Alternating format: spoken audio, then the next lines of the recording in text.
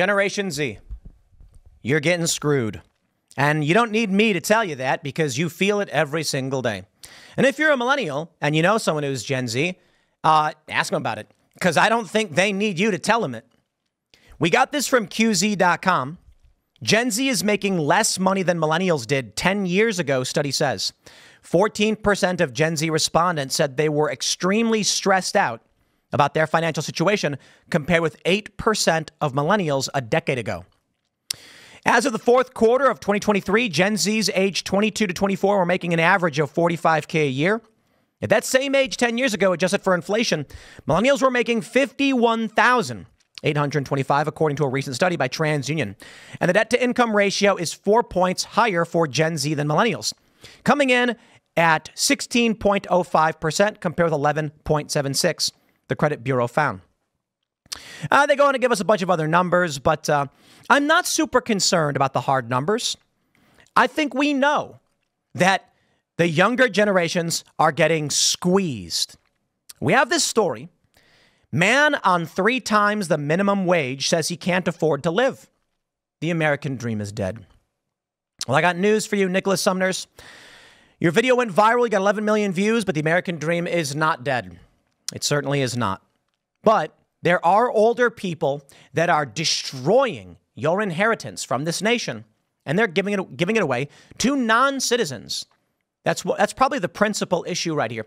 Why is it that you're struggling to make money and pay rent? Well, unfortunately, there are 5.1 million new foreign-born individuals in this country as of the last 2 years, the largest number ever, according to the Center for Immigration Studies. And these people are getting benefits. Well, not every single one of them, but a large portion of them are receiving free money. That is your labor, your parents' labor, my labor, being extracted from the system through this modern monetary theory and given to non-citizens who just showed up as incentive to show up so they can integrate to the bare minimum degree and be given places to live and start to work.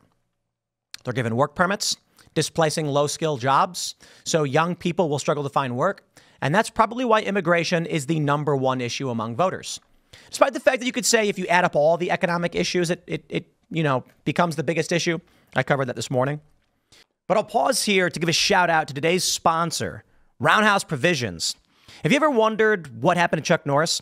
Recently saw a video he made and I was pretty impressed. He's in his 80s and he's still kicking butt, working out and staying active. What's even more shocking is he says he's stronger, can work out longer, and even has plenty of leftover energy for his grandkids. He did this by just adding Morning Kick to his diet. It combines all 10 of his favorite ingredients into one daily drink. He says he still feels like he's in his 50s. His wife even started taking Morning Kick too, and she's never felt better. She says she feels 10 years younger, her body looks leaner, and she has energy all day. Chuck made a special video that explains everything. Make sure you watch it by going to chuckdefense.com/cast or by clicking the link in this video in the description below. It will change the way you think about your health. Once again, that's chuckdefense.com/cast. Click on the link in the description below to watch the video now. You won't believe how simple it is. Just a reminder that Chuck Norris is a whopping 81 years old and has more energy than most people. He discovered he could create dramatic changes to his health simply focusing on 3 things that sabotage our body as we age. Watch his method by clicking the link in the description below, chuckdefense.com/cast. I want to play this video for you, but it is an old video that's now resurfacing because, well, people just keep sharing it. And I want you to hear what this young gentleman has to say. Let's see if we can get it to actually. Can somebody explain to me in crayon-eating terms why I make over 3 times the federal minimum wage and I cannot afford to live?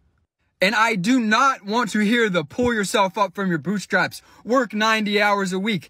That's not the goal, guys. That should not be our standard.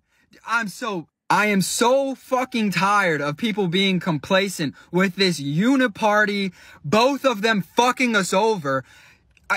When my parents were my age, they both made less than half of what I make, and they lived alone. I cannot afford to live anywhere alone. A 1-bedroom apartment, $1,800. 2-bedroom apartment, $2,200. Who the fuck fuck can afford that? It is embarrassing to come out and say that it is a struggle to survive right now. But I know so many people are struggling. And do not get me started on what my grandparents were doing. They $3,000 house. And yes, I understand inflation and all of the bullshit that they have been pulling with the Fed. Why are we allowing it? Why? And then I clock out of my shift. I am tired. I have to go home. And I check the news. Another 60 fucking billion to a country nobody can point out on a map. Here, what dude. Are we doing? Where has the plot gone? We have lost it, folks. We have fucking lost it. The American dream is dead. It is over. Gone and forgotten. That's not true. The American dream is not dead and gone. It's not forgotten. And the evidence is the millions of people flooding this country and taking from you. This guy gets some things wrong. He gets a lot right. He's completely right. Why are we sending another $60 billion to a country nobody can point to on a map? Story of my life, story of your life, Afghanistan, Iraq. I mean, why? What's the point? No, I get it. Petrodollar. I want to give a shout out to my good friend, however, and just let him know that you can rent an entire house in West Virginia for, I'm looking at $800, $800 apartments and houses, $800 in West Virginia. I mean, you know, if you want like a full townhouse, it's 3-bedroom, it's $2,000. So I get it. It's still pretty expensive, but you can find some cheap places. These are actually really nice places that I'm looking at. I just pulled up the rent map on Craigslist. And I think this is the sad reality. The system is completely broken. I've known it. Many of you know it. I don't think that the American dream is dead, however. I think people don't understand what the American dream is, seriously. But I do want to point out one of my favorite memes, and it's a guy saying, the bank says I can't afford $1,200 for a mortgage. Guess I'll pay $2,000 for rent. Been there. You've been there? I've been there. I'm absolutely confused. I remember when I was moving out of New York, I was looking to buy, and I had recently left a job, and I was paying $2,100 a month, and I said, did all the math and the calculations, had the money for the down payment, and I was like, you know, I could actually easily afford a mortgage. It would be cheaper. All the banks were like, nah. And I'm like, well, how does this not, I don't understand. I've got a bunch of money in my savings. I can make a 20% down payment. Based on the current interest rates, it would cost me like $2,070 per month. I'm paying $2,100 per month right now. And what do you mean I can't afford the loan like now? And I'm like, that system is broken, dude. We need to figure out how dudes like this can buy instead of renting, but the system is completely broken. The reason why I say the American dream is not dead is that the American dream, it is a mistake to believe the American dream was that you would work 40 hours a week, own a house with white picket fences. Dude, I can tell you this. The American dream of the suburban home with white picket fences and the traditional family with a stay-at-home mom and 2.5 kids, sure. I don't think most young people would view that as the American dream, though, which you could argue is. Not necessarily. I've met people who come to this country. I have family members, ancestors, I mean, like, you know, older family members from way back when, as most people do, who immigrated to this country. The American dream was no conflict, no fighting, free from war, you know. You could leave your war-torn country where you worked every waking moment of your life, and you could work here, safe and secure, and you made more money. The American dream was that you'd move here from China or Ireland or wherever. You'd work 80 hours a week, but you'd have your own place. You'd call no man mister. Your kids would have a better life. That was the American dream. I see so many immigrants come to this country, and they live in a one-bedroom with their whole family. And the dad works nonstop, works finger to the bones, because he's like, the dream is that we are safe, that we can make money, and my kids have opportunity for a better future. But at some point, the American dream to so many young people became, I don't want to work that much, and I should get paid enough to buy and own my own home and everything like this. I'll tell you what, man. I suppose you can argue that the elements of the American dream are dead. I don't think it's true, though. I think America is still a land of opportunity, and that's why so many people want to come here. But I got to tell you, my friend, if you like the idea of a single family income, having a kid, having a wife, and all that stuff, well, the reality is this. A large factor in why the economy is the way it is because of dual income households. Once women entered the workplace, instant competition, there it goes. And it's a fact. I'm not saying women shouldn't work. It's up to them. I'm just saying you accept the realities of your circumstances. Back in the day, a guy goes to work. He goes to a job and he says, look, I'm out of the military or whatever, because you like World War II and stuff. And here are my skills. Here's what I can do. And they say, we can pay you, $8,000 a year or whatever it was. It was probably less than that. It was probably like 5,000, some low number, and inflation and all that. And then he's like, look, man, I got a wife and kids. That's not going to cut it. And the guy who runs the business says, well, we can't afford it. And he goes, you're going to have to find somebody else. And he leaves. The guy who runs the business is like, man, nobody wants to take a job at this number. We're going to have to increase the number. So they do. This amount of money was enough for a guy who took the job to feed his family and pay for his house, to do the work that had to be done. There was less disposable income. You weren't flying around the world. You weren't buying cell phones. You didn't buy video games. You didn't have a new car, a new bike. You didn't have a new gadget, new gizmo, no toys. People didn't have TVs, didn't have cell phones. Most of your income was just going to your family. But society functioned that way. So you didn't need these things. Women entered the workforce en masse around the end of the 70s is when the big boom starts happening. And something interesting happens. Guy goes to apply for a job, and he says, I need a job. And he says, we can pay you, $20,000 a year, whatever the number was in the 80s. I don't know, 20,000, I think. I don't know what the median income was. Probably not 20. That's probably like decently high back then. And the guy says, well, look, I got a family. That's not going to cut it. And the guy says, okay, sorry, didn't work out. Have a nice day. And so the guy gets up to leave to go find another job. The next guy walks in, sits down and says, I need a job. And he goes, 20, insert whatever the median wages. And the guy says, well, I got a family. It's not going to cut it. And the employer says, that's fine. Don't care. Have a nice day. You know why? Eventually, a guy walks in and says, I need a job. And he goes, 20K. And the guy goes, works for me. My wife has a job. Dual income. That'll cut it. He goes, man, I was hoping to make more than that so my wife could stop working. But, a job's a job and I got to take it.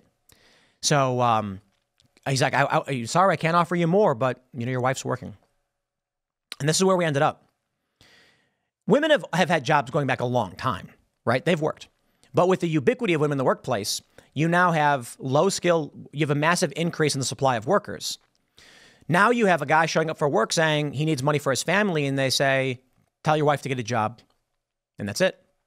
Now the husband and the wife are both working full time, and they're like, why are we struggling? Because the depression in the market. I don't mean like an economic depression. I mean, this depresses wages, restricts competition because you're competing with literally everybody now. And now we live in a world where a young person's like, what is going on? My grandparents bought a home and lived alone. And right. There's a lot of factors to include.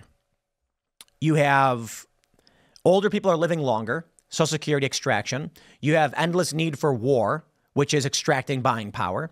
You've got illegal immigration, extracting buying power and displacing you from the labor market. You now have depressed wages due to hyper competition.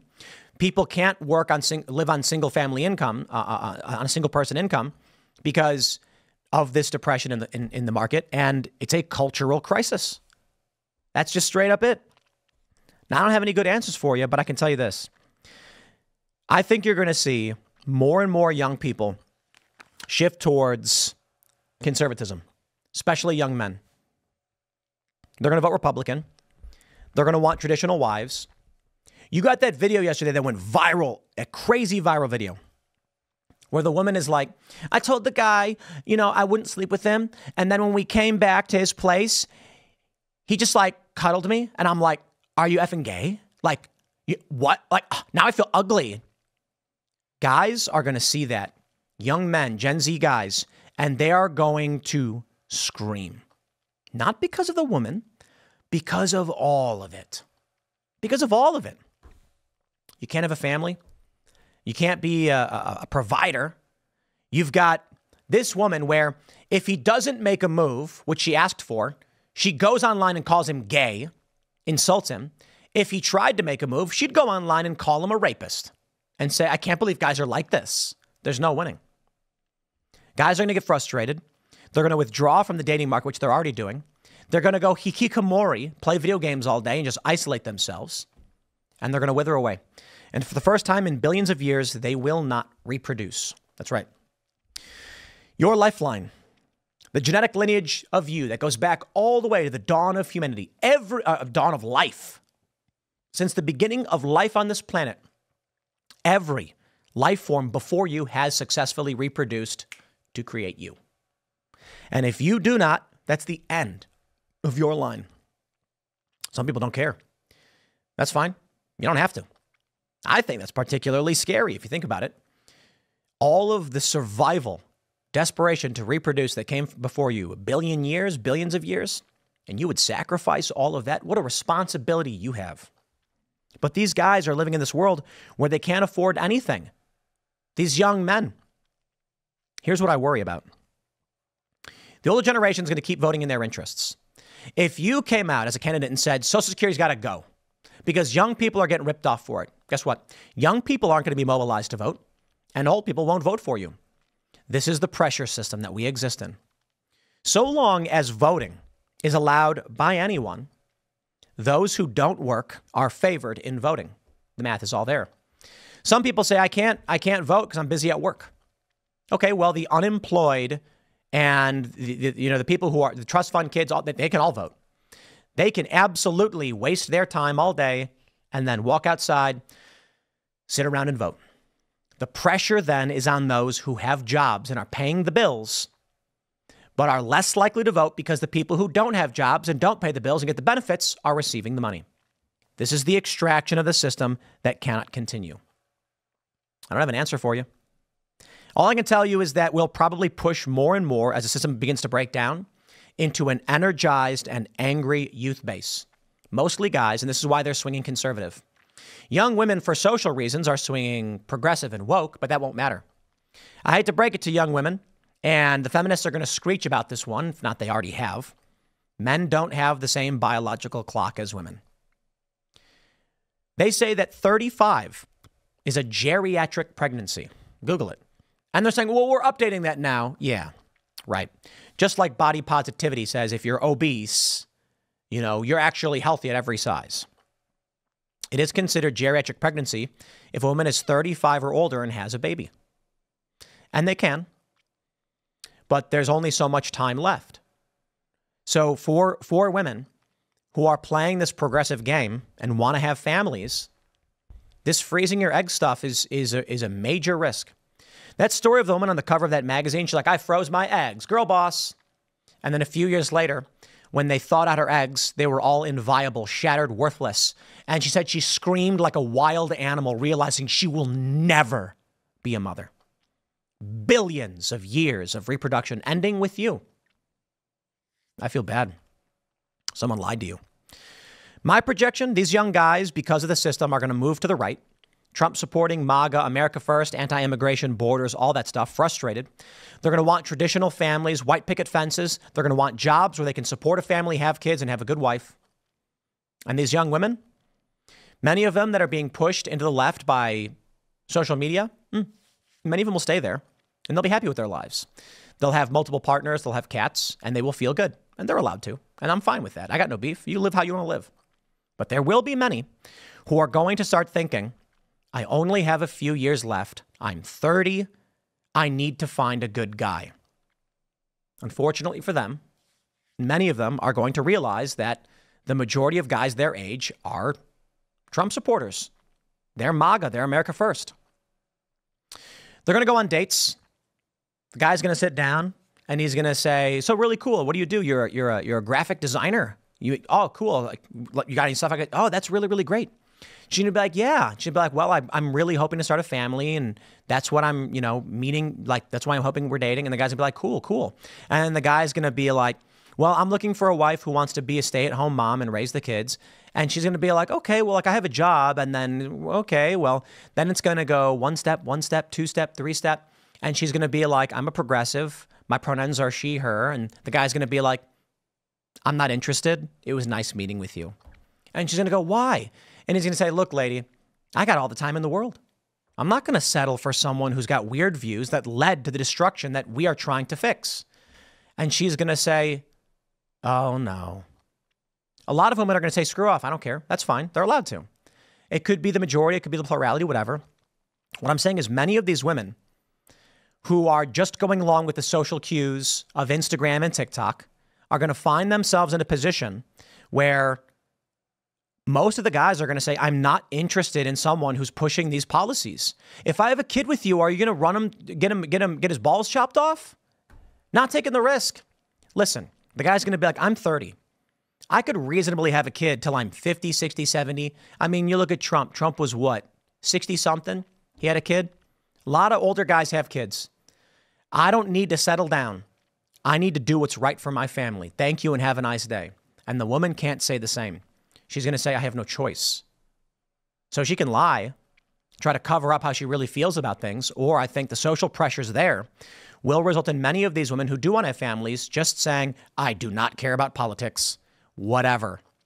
I just want to have a family with a guy who can support me. I think that shift will force and course correct young women towards the right. I could be wrong, but we'll see.